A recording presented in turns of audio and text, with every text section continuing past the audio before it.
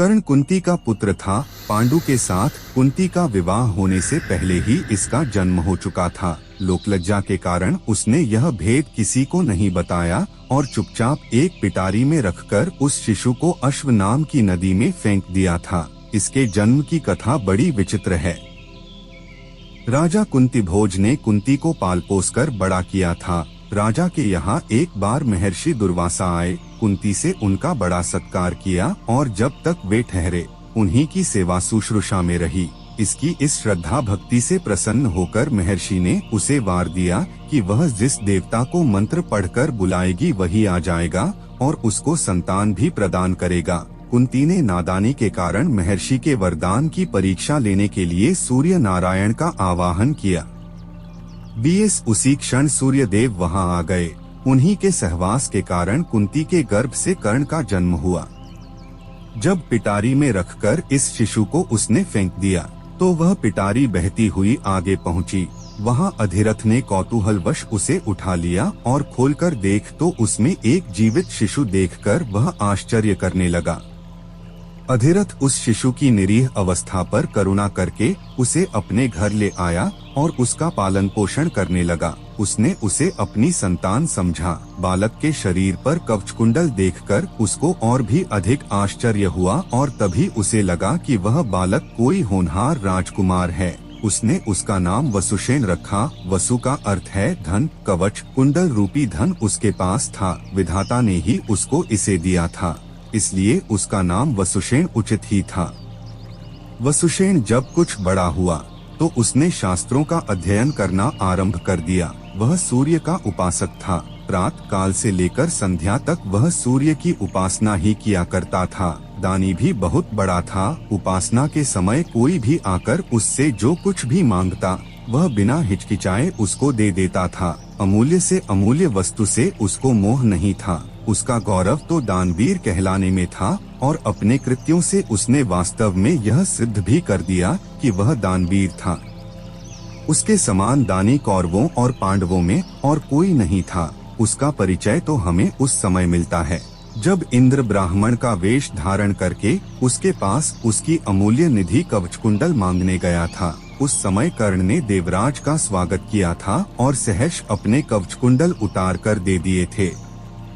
दान करते समय अपने हित या अहित विचार वह नहीं करता था। यद्यपि सूर्य भगवान पहले उसे मना कर चुके थे कि वह इन कवच कुंडलों को किसी को भी न दे, लेकिन दानवीर कर्ण किसी याचक को निराश करके वापस लौटाना तो जानता ही नहीं था। कर्ण के इस साहस के कारण ही उसका नाम वैकर्तन पड़ा था। यदि इस कवच कुंडलों को वह नहीं देता तो कोई भी योद्धा उसे युद्ध में परास्त नहीं कर सकता था। इंद्र ने अर्जुन के हित के लिए ही इनको मांगा था, क्योंकि इनके बिना अर्जुन कभी भी उसे नहीं हरा सकता था। फिर भी उसके इस अद्वितीय गुण से प्रभावित होकर इंद्र ने उसको एक पुरुषघातिनी अमोघ शक्ति दी। उस शक्ति से सामने का योद्धा किसी भी हालत में जीवित नहीं बच सकता था और उसको कर्ण ने अर्जुन के लिए रखा था। लेकिन श्री कृष्ण ने चाल चली और कर्ण की उस शक्ति को घटोत्कच पर चलवाकर अर्जुन के जीवन पर आए इस खतरे को सदा के लिए मिटा दिया। घटोत्कच जो आकाश में विचरण करके कौरवों पर अग्नि की वर्षा कर रहा था और जिसने एक बार तो सारी सेना को पूरी तरह विचलित कर डाला था, शक्ति लगते ही निर्जीव होकर पृथ्वी पर गिर पड़ा। घटोत्कच जो आकाश में विचरण करके कौरवों पर अग्नि की वर्षा कर रहा था और जिसने एक बार तो सारी सेना को पूरी तरह विचलित कर डाला था, शक्ति लगते ही निर्जीव होकर पृथ्वी पर गिर पड़ा। यह कहकर उसने धनुष पर बाण चढ़ाकर वही सब कुछ कर दिखाया जो अर्जुन ने किया था। चारों ओर से कर्ण की जय जयकार होने लगी। दुर्योधन का चेहरा अर्जुन के प्रतिद्वंद्वी को देखकर खिल उठा। उसने उसे हृदय से लगा दिया। उसने उसे अर्जुन के साथ द्वंद्व युद्ध करने के लिए प्रेरित किया। दुर्योधन की बात मानकर उसने अर्जुन को इसके लिए चुनौती दी। अर्जुन द्वंद्व युद्ध के लिए तैयार हो गया। अब झगड़ा बढ़ने की आशंका थी, इसलिए कृपाचार्य ने बीच में हस्तक्षेप करते हुए कहा कि राजकुमार के साथ राजकुमार का ही द्वंद्व युद्ध हो सकता है। चूंकि कर्ण सूत के द्वारा पाले हुए हैं, इसलिए इनके गोत्र कुल आदि का ठीक ठीक पता न होने के कारण इनको अर्जुन से द्वंद्व युद्ध करने का अधिकार नहीं है। बस यह ऐसी समस्या थी जिसको कर्ण हल नहीं कर सकता था। वह हक्का बक्का सा अर्जुन का मुंह तारका रह गया। दुर्योधन को भी इससे धक्का लगा, क्योंकि कर्ण के द्वारा अर्जुन का मान चूर्ण करने की उसकी ही तो योजना थी। जब कर्ण इस दुविधा में पड़ा हुआ आगे अपने पैर नहीं बढ़ा सका, तो दुर्योधन ने उसे राजाओं की श्रेणी में लाने के लिए अंग देश का राज्य दे दिया। राजा होने के नाते अब वह अर्जुन या अन्य किसी राजकुमार के साथ युद्ध कर सकता था। वह इसके लिए उतारू भी था, लेकिन संध्या होने के कारण यह वाद विवाद थम गया और सब अपने अपने घर चले गए। बस फिर जीवन में सदा ही कर्ण अर्जुन से प्रतिद्वंद्वी के रूप में मिला। अर्जुन से ही उसकी विशेष रूप से शत्रुता थी। वह उसकी प्रसिद्धि को सह नहीं सकता था। अनेक स्थलों पर वह अर्जुन के सामने आया, लेकिन अपना कुलगोत्र न बता सकने के कारण उसे सामने से हटना पड़ा। वह सूत पुत्र कहलाता था, क्योंकि सूत ने ही उसको पाला था। इसी कारण द्रौपदी के स्वयंवर में भी घूमती मछली की आंख बेधने की सामर्थ्य रखते हुए भी उसको अवसर नहीं दिया गया। स्वयं द्रौपदी ने ही सूत पुत्र कहकर उसका अपमान किया था और उसकी पत्नी बनने से इनकार कर दिया था। सूत पुत्र को क्षत्रिय कन्या का वरण करने का अधिकार नहीं है। ये शब्द शूल की तरह उसके हृदय में चुभ गए थे और वह लहू के घूंट पीकर अपने स्थान पर आ बैठा था। लेकिन द्रौपदी के प्रति उसकी घृणा इतनी बढ़ गई थी कि भरी सभा में दुशासन ने द्रौपदी को नंगा करना चाहा था, तो उसने इसका तनिक भी विरोध नहीं किया था, बल्कि द्रौपदी की हंसी उसने लड़ाई थी। जब दुर्योधन के भाई विकर्ण ने कौरवों के इस घृणित व्यवहार की निंदा की थी, तो कर्ण ने उससे कहा था, विकर्ण, तुम अपने कुल की हानि करने के लिए पैदा हुए हो। अधर्म तुम पुकार रहे हो। द्रौपदी के साथ जो भी व्यवहार किया जा रहा है वह ठीक है। वह दासी है और दासी के ऊपर स्वामी का पूरा अधिकार होता है।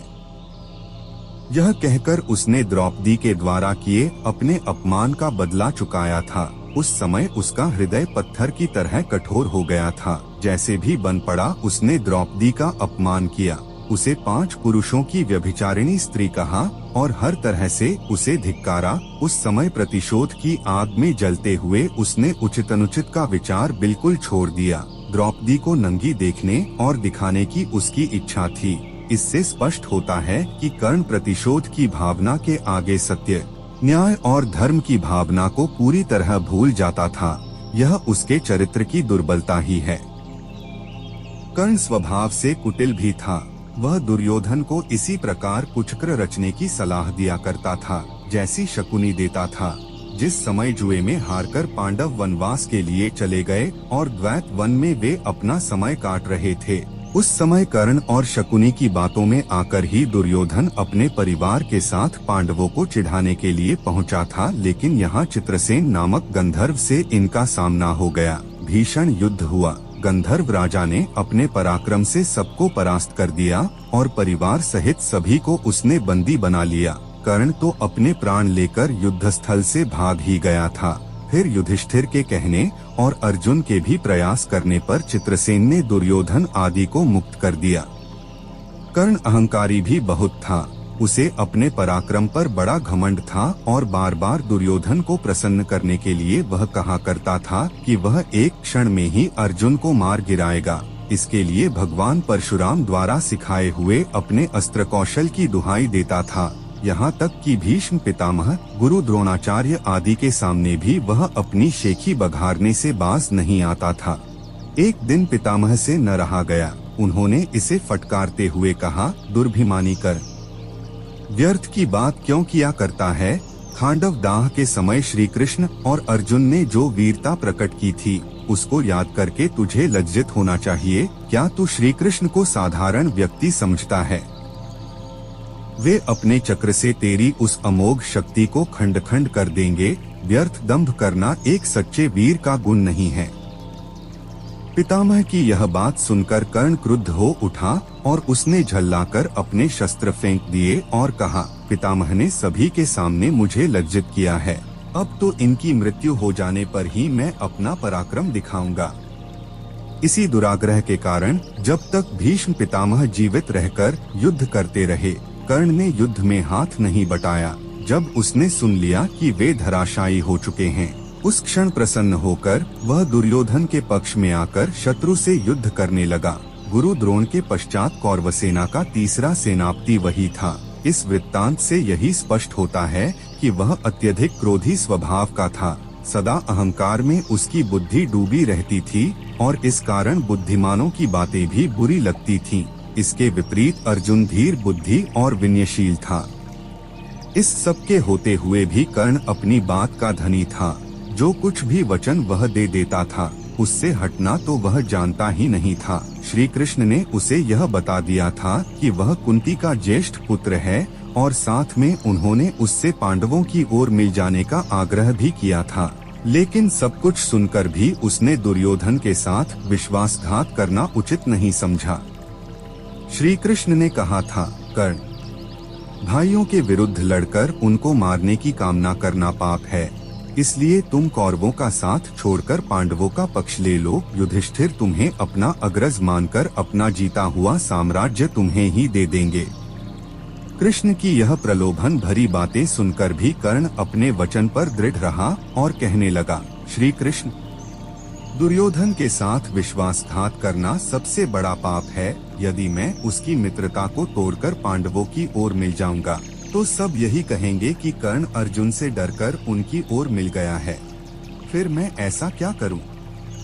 मेरी माँ ने तो मुझे मारने का सारा प्रबंध कर दिया था। सूत ने ही मुझे उठाया और पाला, इसलिए वे ही मेरे पिता तुल्य हैं। सूतों के साथ मैं कई यज्ञ भी कर चुका हूँ और मेरा विवाह संबंध भी सूतों के परिवार में ही हुआ है। फिर मेरा पांडवों से क्या संबंध रहा? धृतराष्ट्र के घराने में ही दुर्योधन के आश्रित मैं रहा हूँ और 13 वर्ष तक मैंने उन्हीं का दिया हुआ राज्य किया है। फिर कैसे उनके साथ विश्वासघात कर दूं? दुर्योधन को मेरे ऊपर पूरा विश्वास है। मेरे कहने से ही तो उसने इस युद्ध को मोल लिया है और अर्जुन के प्रतिद्वंद्वी के रूप में दुर्योधन की आशाएं मेरे ऊपर ही तो लगी हुई हैं। इस परिस्थिति में अपने आश्रयदाता और मित्र दुर्योधन को छोड़कर मैं कभी पांडव पक्ष में नहीं मिल सकता। फिर यदि एक बार मैं मिल भी गया तो युधिष्ठिर जो राज्य मुझे देगा उसे अपने वचन के अनुसार मुझे दुर्योधन को देना होगा। इससे तो पांडवों का सारा प्रयत्न ही निष्फल चला जाएगा। यह सभी कुछ सोच विचार कर मैं निश्चय पूर्वक कहता हूँ कि मैं मित्र दुर्योधन का साथ छोड़कर और किसी पक्ष में नहीं मिल सकता। लेकिन हाँ, यह वचन अवश्य देता हूँ कि युद्ध में मेरा प्रतिद्वंद्वी केवल अर्जुन ही है। उसके सिवा किसी पांडव का वध मैं नहीं करूँगा। कर्ण का यह कथन उसके चरित्र की महानता पर प्रकाश डालता है। बात का कितना पक्का था वह दानवीर दुर्योधन चाहे अधर्मी था, लेकिन उसका तो आश्रयदाता था। फिर वह उसके साथ छलकपट कैसे कर सकता था? अंत तक उसने दुर्योधन का साथ दिया और अपने आप को एक सच्चा मित्र प्रमाणित कर दिया। कर्तव्य के प्रति कर्ण पूरी तरह कठोर था। वह युधिष्ठिर तथा अर्जुन की तरह सहृदय नहीं था कि पांडवों के विषय में यह ज्ञात होते ही कि ये उसके भाई हैं, युद्ध करना बंद कर दे। एक बार मन में दृढ़ संकल्प करके उसको पूरी तरह निभाना ही उसके जीवन का उद्देश्य था। दुर्योधन की सहायता करना उसका कर्तव्य था। इससे पांडवों के प्रति जागृत हुआ भ्रातृत्व भाव भी उसे विचलित न कर सका और फिर भी अर्जुन के प्रति कठोर और ईर्ष्यापूर्ण दृष्टि उसकी बनी ही रही। यहाँ तक कि स्वयं माता कुंती ने जाकर कर्ण को अपनी ओर मिलाने की इच्छा प्रकट की थी, लेकिन उस समय भी वह वीर अपने पद से विचलित नहीं हुआ। यह उसके चरित्र की श्रेष्ठता ही थी। फिर एक बार कृष्ण को वचन देकर अर्जुन के सिवा अन्य किसी पांडव की ओर उसने शस्त्र नहीं उठाया। अर्जुन से ही युद्ध करते हुए वह वीरगति को प्राप्त हुआ था। महाभारत युद्ध में भी उसकी वीरता देखकर स्वयं श्री कृष्ण उसकी प्रशंसा करने लगे थे। कितनी ही बार वह अर्जुन के रथ को पीछे हटा देता था। जब तक वह सेनापति रहा, अर्जुन बार बार उसके प्रहारों से विचलित हो उठता था। उसकी समझ में नहीं आता था कि वह कैसे इस परम योद्धा को परास्त करे। अंत में पूरी तरह निराश होकर उसने कृष्ण की ओर देखा। कर्ण के रथ का पहिया जमीन में धंस गया था। वह उसे निकालने का प्रयत्न कर रहा था। उसी समय कृष्ण के इशारा करने पर अर्जुन ने अन्याय का आश्रय लेकर उसका वध किया, नहीं तो उस वीर को मारना बहुत कठिन था। फिर यदि उसके हाथ में इंद्र की वह अमोघ शक्ति होती तो फिर उसको कोई भी पराजित नहीं कर सकता था, और यह निश्चय था कि वह अर्जुन का वध करके विजय का शंख फूंक देता। लेकिन विधाता की यही गति थी, अमोघ शक्ति को वह पहले ही घटोत्कच पर चला चुका था। अब उसके पास विशेष अस्त्र कोई नहीं था, फिर भी बड़ी कठिनाई से अर्जुन उसे मार पाया था। महाभारत में जहाँ भी उसके पराक्रम का वर्णन आया है, वहाँ अर्जुन के बराबर ही उसको पराक्रमी माना गया है, और था भी वह इतना ही पराक्रमी।